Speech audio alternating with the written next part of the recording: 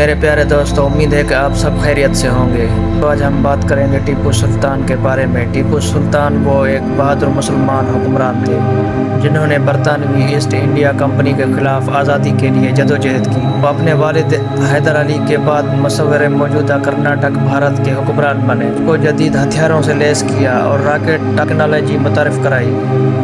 उनके तैयार करदा मिसाइल दुनिया के अव्वलीन जंगी रॉकेट थे जिन्होंने अंग्रेज को नुकसान पहुंचाया और जंगें अंग्रेज़ों से लड़ी जिन्हें मसव्वरे की जंग कहा जाता है।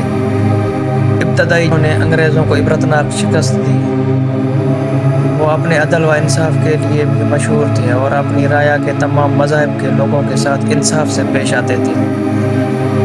1799 में चौथी जंग मसव्वर में अंग्रेज़ों ने कर लिया। टीपू सुल्तान ने अंग्रेज़ के सामने झुकने से इनकार कर दिया